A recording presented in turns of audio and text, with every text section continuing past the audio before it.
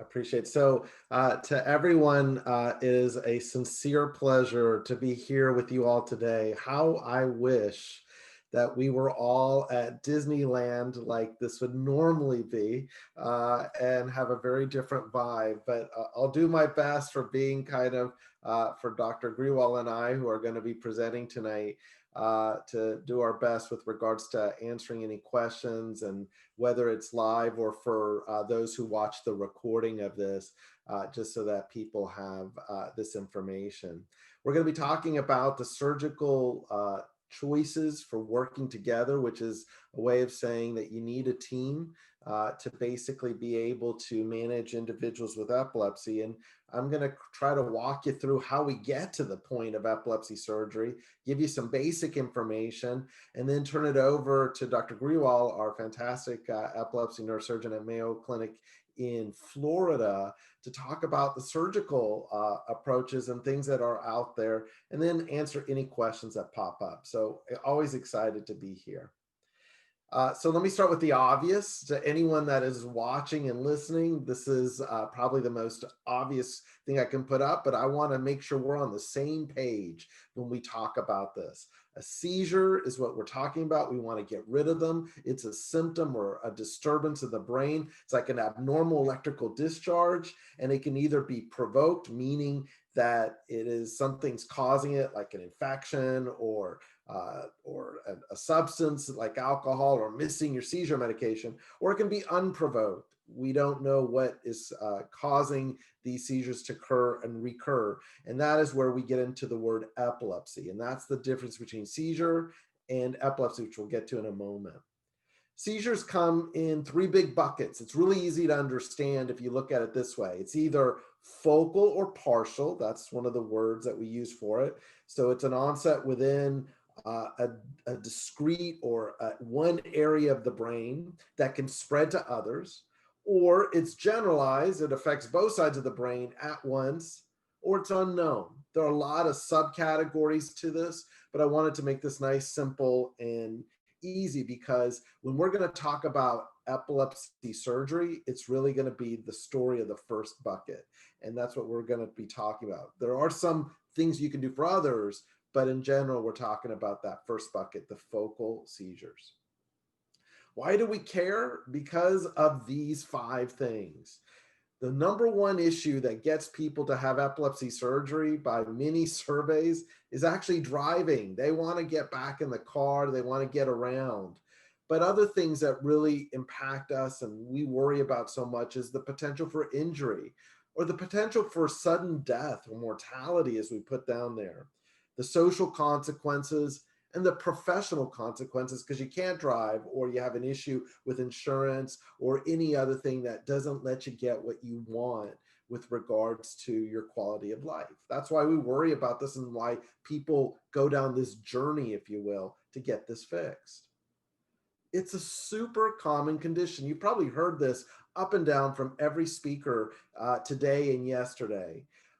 There are 3 million people in the United States with epilepsy, 65 million worldwide. That's larger than the population of Spain. It's almost bigger than the population of France.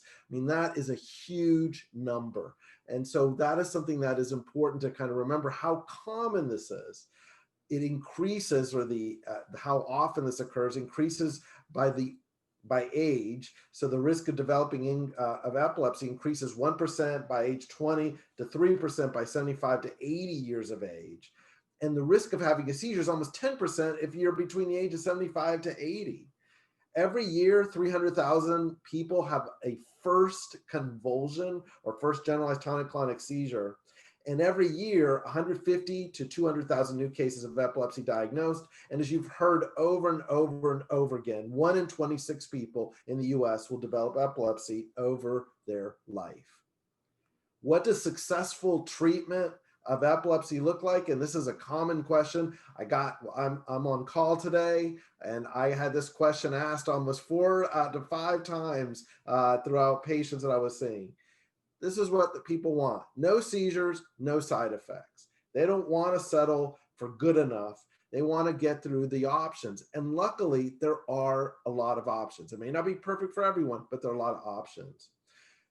We also want to prevent and treat comorbidities. I'll explain that word in a moment, and prevent death. We do that, give people quality of life, they're happy, no seizures. That's what successful epilepsy treatment looks like. You live your life, and this is in the rearview mirror or something that is not impacting you. When is this not work? When do you start talking about this? And we'll bring this up in a moment. When is epilepsy treatment that's not successful? And is that you have to look at the numbers. Seizures don't respond to medical treatment in 30 to 40% of people. So when we try the first drug, 30-40% of people, it may not work after you've tried several drugs.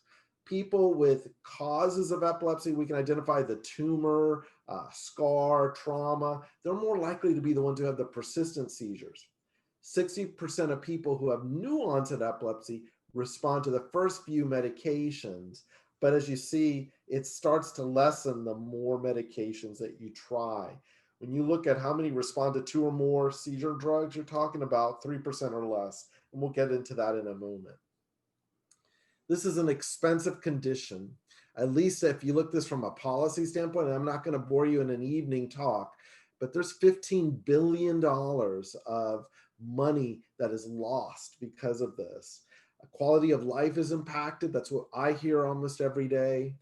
And seizure control, the 30 to 40% of people who still have persistent seizures or have side effects to drugs, this is what sadly keeps me in business. And it's a business I really shouldn't be in, to be honest with you. This is something we want to kind of have a way to help people. And very sadly, every year, 25,000 to 50,000 people die of seizures or seizure-related causes. That's what we're trying to kind of stop. Let me kind of harp on this because this has been a very important issue. Sudden unexpected death in epilepsy. It's the most common cause of death in people with epilepsy. It's, but the name says it all, sudden and unexpected. There's 2,750 cases of this every year in the United States. That is more than the number of people who have death from accidental exposure to smoke, fire, or flames. Basically, 1 in 1,000 people with epilepsy will die of this each year. And the risk increases with having uncontrolled seizures. So getting seizures controlled is huge. So how do we do this? What are the steps? How do we get there? So first, you look at making sure we got the diagnosis right. So how do you diagnose epilepsy and seizures? This is pretty straightforward. History, observation, diaries, self-report. These days, everyone brings me their cell phone. They show me the video of the seizure. Sometimes that's huge. That helps us out. It gives us information. We do the neurological exam, and then there's separate studies, lab studies. We look for infections, antibodies. We get an EEG, which we'll talk about in a moment, and we get imaging, a picture of the brain to see what we can come up with. These are the most common causes of epilepsy in adults. Genetic, and that may be either because it causes a scar or because of just how the pacemaking way of how your brain cells fire is off for some reason in those cases. Structural, so that's stroke, head trauma, tumor. It could be immune. That's an upcoming cause of epilepsy that we're just finding. It could be infections like abscesses or encephalitis. We were outside the United States. We talk a lot about neurocysticercosis, a tapeworm, #1 cause of epilepsy when you're in certain parts of the world. And then there's the unknown that we're still trying to understand and figure out. It's not all about seizures. Seizures is one part of the equation, but there are other issues, and those are called comorbidities or conditions that are often something that more likely to occur with epilepsy than not. And it may not necessarily be the cause of the epilepsy, it's just that they come together as a group. There's a lot of comorbidities that come with epilepsy, that may be neurological things like MS or migraines, the infectious diseases that may have led to this. But here are the things that I will point out. It's these other things like mental health things where people report depression or anxiety. That's super common. Or it's cognitive disorders where they report short-term memory. Or it's the physical sense of feeling weak or tired, or the injuries or things that occur from this. It's not just about the seizures. It's trying to fix the other issues that come with it. And that's why we try to find solutions for the whole thing. So what else do you do besides that exam and lab test? Well, one of the first things that we do is get a good picture, like I mentioned, a CT scan or MRI. And I will tell you that the MRI is really the test we want. I know when you show up in an emergency room, they do the CT. That's just to make sure there's nothing bad happening that they need to handle right then and there. But the MRI is actually the standard test of choice. So any adult with new onset seizures has to have an MRI. A CT that's done in the emergency room does not replace that. It needs to have done at least some point. And we need to do that with specific ways of looking at parts of the brain that you cannot see on a CT. So the goal of this image is to look for causes, look for treatable issues, and assess for the type of epilepsy that Dr. Grewal is going to talk about in a moment, just to kind of understand what can we do to help. Most of you who've gone down this journey know a lot about EEG, and we're looking to do a lot of EEGs, oftentimes to do several things. The first thing is we look for abnormal electrical discharges that can occur between seizures to confirm the diagnosis. Number two, we want to make sure that it is epilepsy and it doesn't just look like seizures, and it's something that we know can be helped by the treatments we're proposing in order to best help. We want to evaluate for ongoing seizures, especially in a seizure emergency. So what does a normal EEG, if you get one, what does that mean? It doesn't rule out seizures or epilepsy. You have to kind of do EEGs to kind of confirm the diagnosis. And sometimes that means longer EEGs, like ambulatory EEGs, which is the one you wear home, or it's going to be one you go in a video monitoring unit. That's where it can be very helpful to kind of get that. And in order to get that information, it starts giving us those clues that's needed for us to potentially find cures, which may be surgical treatment in some cases.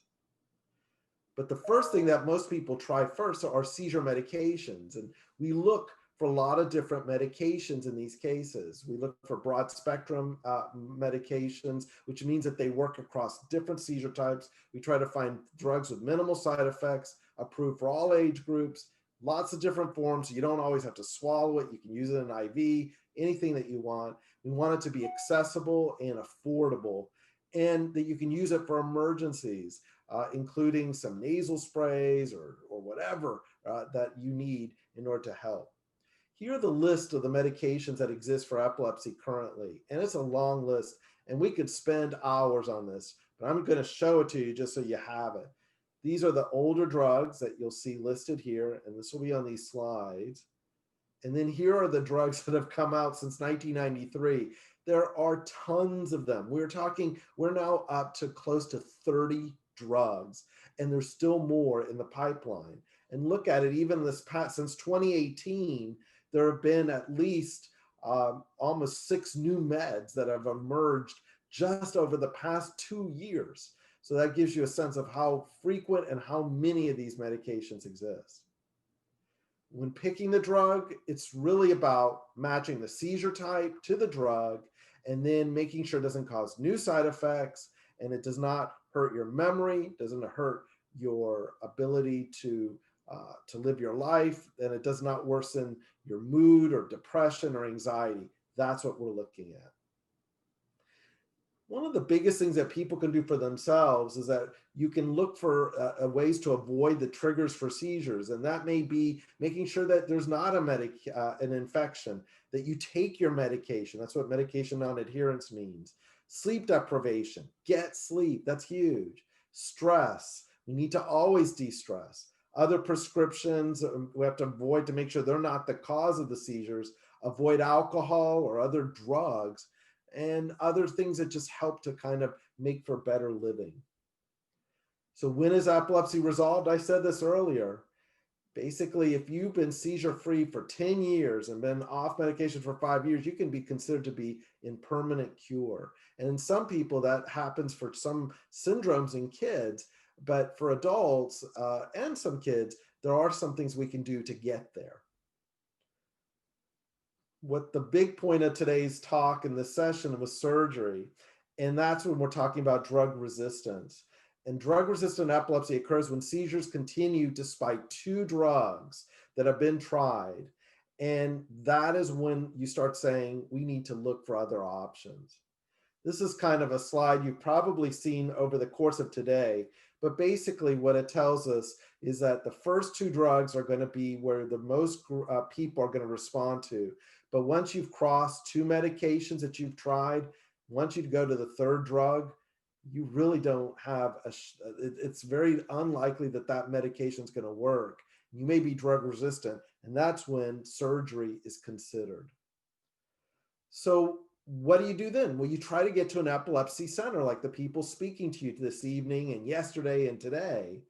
That's done when diagnosis is unclear, when the seizures aren't controlled after 2 or more drugs, as I've mentioned, and that's when you're considering about surgery or other therapy. You may also look to get this care if you're trying to get off of medications altogether, or maybe you're pregnant if you're a woman of childbearing years, or you want to switch medications. That's when you go to the center. That's when you try to get that extra expertise.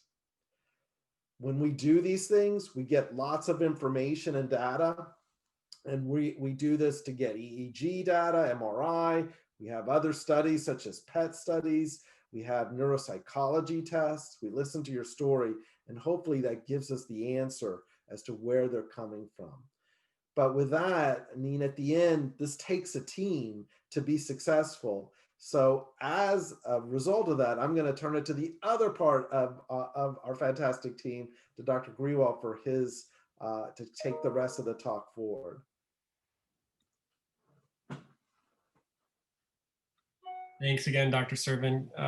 Can you just confirm you can see my screen? Yep, I can see it. Okay, excellent. You know, every time I listen to you, I learn a little bit more, so I appreciate it. Give me 1 second here. I want to focus on this slide just a little bit before we move on. You know, I think when we talk about integrating all this data and putting it together and trying to figure out what, for you, the patient, is going to be the best way to treat your epilepsy, this is the key, figuring out where the epilepsy is coming from. If we don't know where the epilepsy is coming from, we're not going to treat it correctly. And that's where you need a team-based approach. So this is our team at Mayo Clinic, Florida. And what you can see is it really does take a whole team of people. I have 4 wonderful epileptologists, including Dr. Sirven, who probably have over 100 years of combined experience between the 4 of them treating epilepsy. We have research associates. There's 3 of us surgeons who focus on different areas of epilepsy.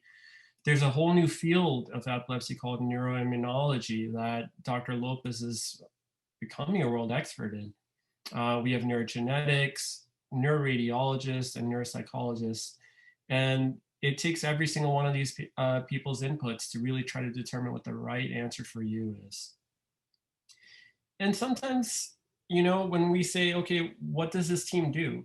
Well, this is this team, and I'm really proud of them because over 100 years of experience treating epilepsy, over 100 publications just within the last year, more than 25 book chapters.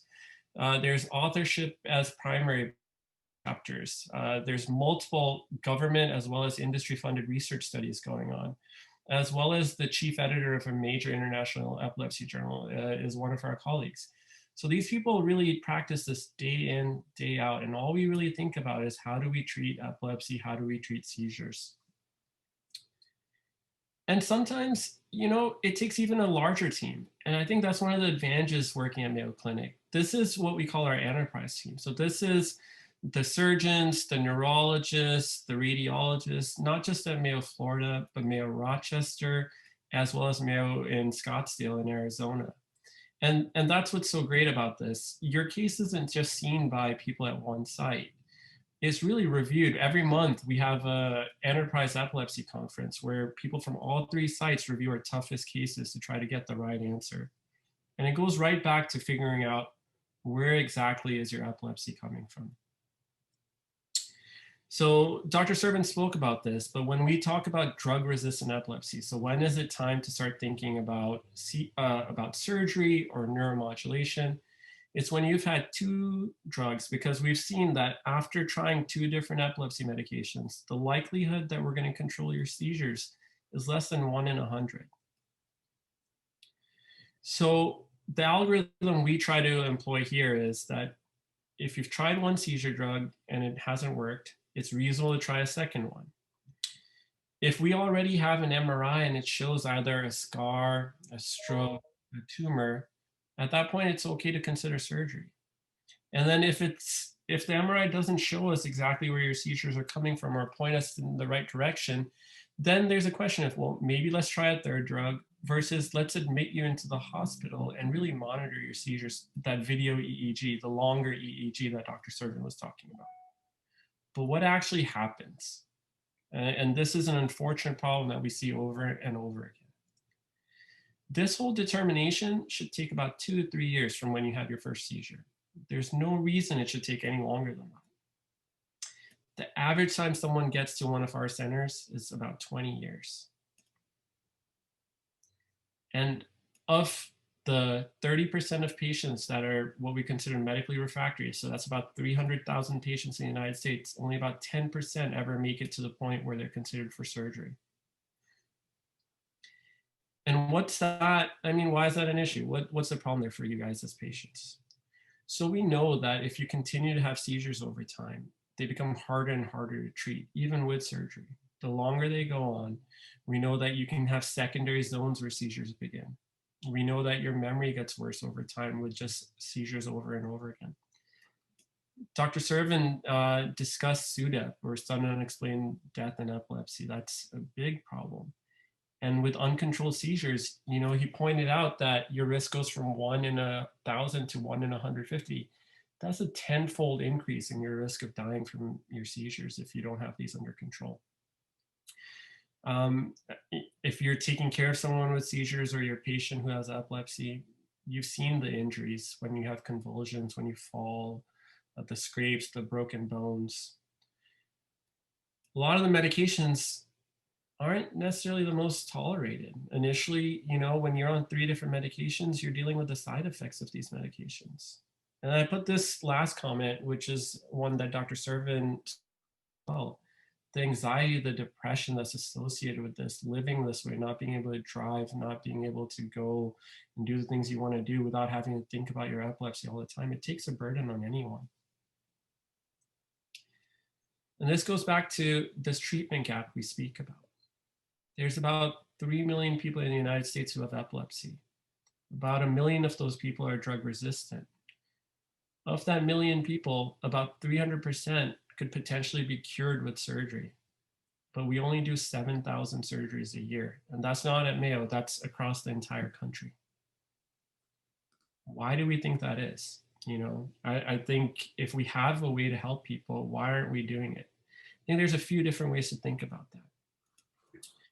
When we talk about surgery, especially when I talk to patients or I talk to their neurologists, there's a concern about, well, this is a brain surgery, it's invasive. Is this going to cause me problems with my memory? Is this going to cause me problems with my vision? Am I going to come out of this okay, doc? Right? Are we afraid of the procedure itself? So as surgeons, when we look at this, we say, well, that's a reasonable fear. I would be afraid of that as well if someone told me, hey, you're going to have brain surgery. So what we do is we try to figure out ways to make this less invasive, make it safer. And over the last 50 years, that's what we've tried to do. So when you think of epilepsy surgery, it's not all the same. On the left here is what we used to do in the 1950s, what we call a temporal lobectomy. That's the most common epilepsy surgery performed. It's an open brain surgery. And in some people, it's still the best surgery for them, absolutely. But we've gotten much more selective. We can do laser ablations, which are these, you can see here, this is the entire scar from surgery. It's using a laser fiber about as thick as a pencil lead to ablate part of that scar that people have in their brains and try to get them cured from epilepsy. And it's about as good as an open surgery. There's radiosurgery, or taking care of some of these scars with radiation treatment. And then there's also heat. We can actually take care of some of these scars or some of these tumors by ablating them. And the nice thing about that is we can do it at the same time. If we have to diagnose your epilepsy by doing what we call intracranial monitoring, or putting electrodes on the surface of the brain or within the brain to really tease out where the seizures are coming from. Sometimes we can treat it at the same exact time. And then there's a whole set of patients that, their seizures are coming from areas where we can't necessarily ablate it. We can't get rid of that area. That area is important for your memory. It's important for your speech. It's important for your movement. And that's where coming to a tertiary or quaternary referral center is important, because there's lots of other options. The goal with this is there's always hope. You shouldn't accept the status quo, because we can do better. And these are the different things we can do when we don't resect. So one is vagus nerve stimulation. It's been around since the 1990s. Okay, it's a surgery that occurs in your neck. It's now outpatient surgery. You go home the same day. It's very safe. In about 50% of our patients, it reduces your seizure burden by about 50%. Then there's what we call responsive neurostimulation. This is a way where if we know exactly where your seizures are coming from, but it's very important and we can't take that part out, we can put electrodes on top of that area and constantly record, even when you're at home, when you're at work. And what this does is it uses an AI algorithm to try to figure out, okay, what do your specific seizures look like? And then provide an electrical stimulus so that it can stop your seizures before they start. There's CSCS. Now, this is a specific technique that's only being used at Mayo Clinic right now. So it's in its early stages. But this is like responsive neurostimulation, but it has some advantages in that we can treat bigger areas. So if your seizures are coming from a much larger part of the brain, this gives us some advantages there. The last thing I want to talk about is what we call deep brain stimulation. And I just want to use this as the case example of how we think about treating epilepsy at Mayo Clinic, okay? So what is DBS? It's kind of like a pacemaker for the brain, is a way to think about it. It's a way that we stimulate the brain at a constant level for about a minute and then turn it off for about 5 minutes. And the idea is to try to get the brain to calm down so it never gets into the mode where it's going to have seizures. This initially started in around 2010, 2008, when some of the studies came out. And it was approved, however, in 2018. It was for people with partial onset seizures, so those seizures that are coming from a specific area, who've tried 3 different medications and found that they are not working for them. This was approved in adults. And you had to have quite a bit of seizures, so 6 or more seizures over a 3-month period. When we look at a new technology, this is kind of the technology curve that happens with cars, new IT, but also in medicine. What happens is a new technology comes and there's the early innovators who start to use it. Then everyone thinks, wow, this is awesome. This is going to save the world. We're all going to do it. And then a lot of people start using it, what we call the early adopters. Then you realize, yeah, it's probably not as good as we thought. And then all of a sudden everyone wants to not use it. Over time, as we get data, we get to what we call the slope of enlightenment, where we realize these are the patients that this is going to help, and these are the patients that it's not going to help. What we try to do is we say, okay, there's a new technology, there's a new trigger. Let's skip this up-down peak and try to go straight to the slope of enlightenment. And the way to do that is to have this team, not just at Mayo, Florida, but between all 3 sites with hundreds of years of experiences with new technologies coming, new medicines coming, and looking at their wisdom as to, okay, well, what do we think this is going to do and how should we use this appropriately? So DBS was a new therapy, and I'm going to go back here.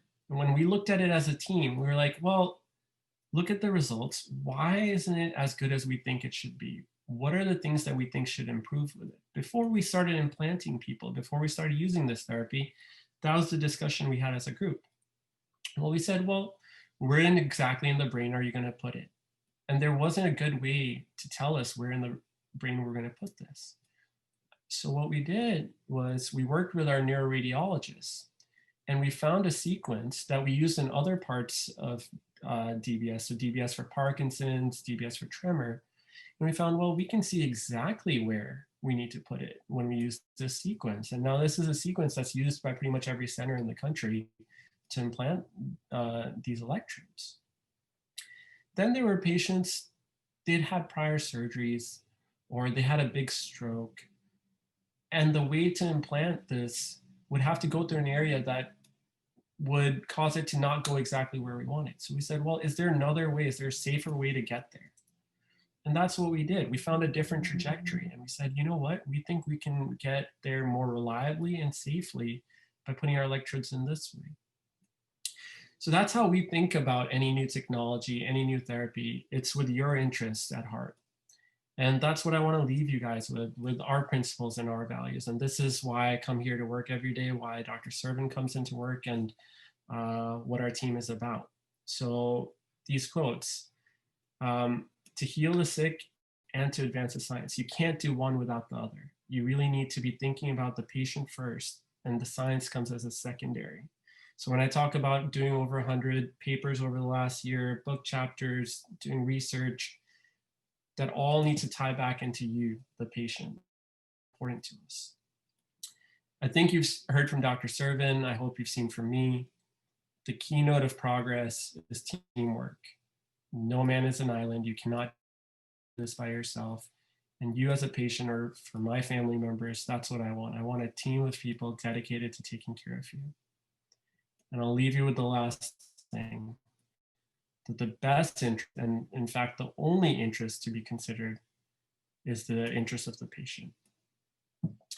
So thank you guys very much, and we'll take any questions at this time.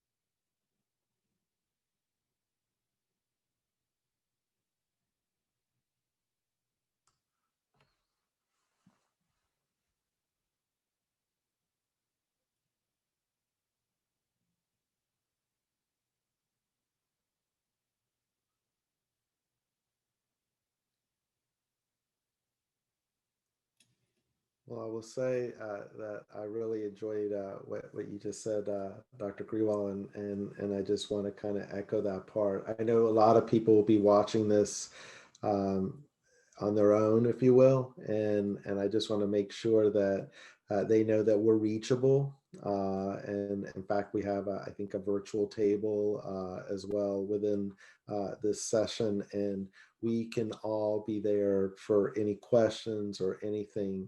We just want to help, as you just heard.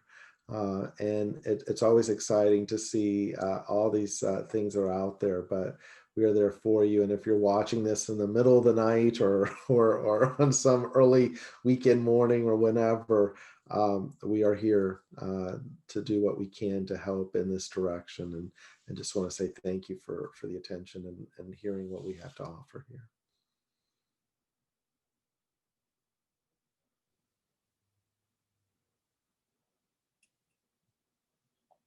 All right, should we close it off then? Yes, I'm looking to see if there's nothing in the chat, and I guess with that, yeah, I guess. Oh, Here we go. There's a question. sure. So as we see, what are some of the ways to help shorten the time from a patient having a first seizure until they get to level 4 center?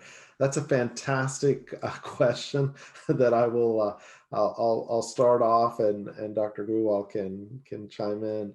I think that what we want to do is that a lot of times is that when someone has the first seizure, okay, they have the first seizure, maybe they have the second one, and a medication gets started.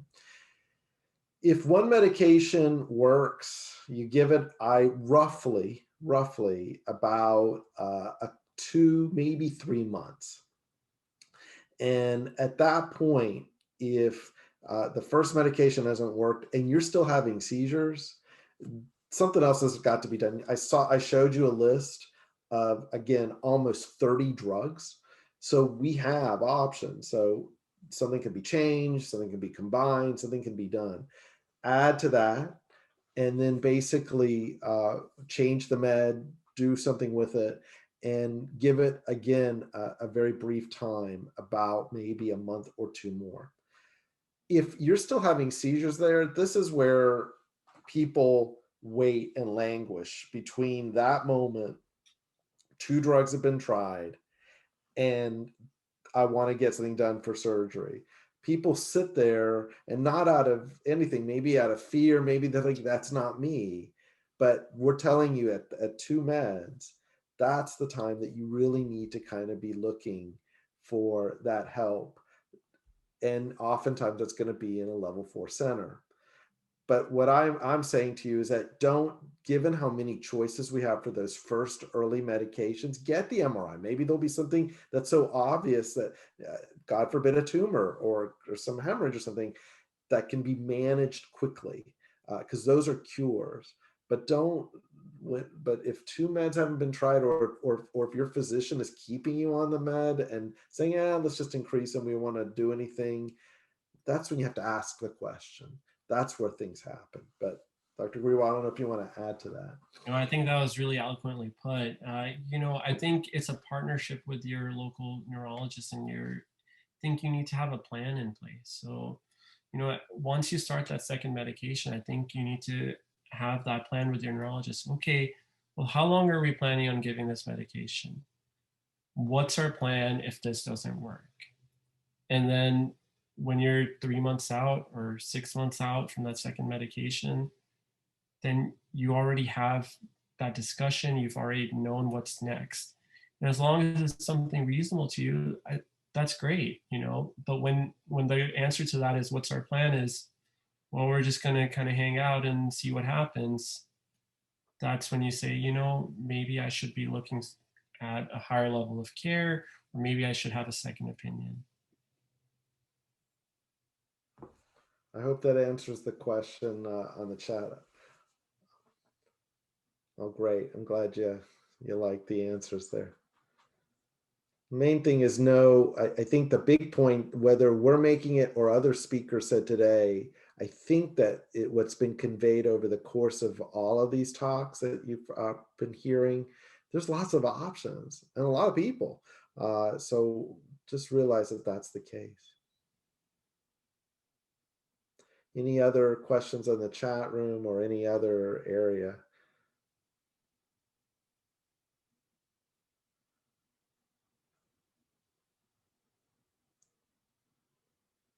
Well, I guess if not, I know that we are kind of the last point before certain election results start coming in, so that may be one of the issues. But I know this is going to be watched at other times as well. We're here whenever you get to that, and always happy to help where we can. So thank you for your attention.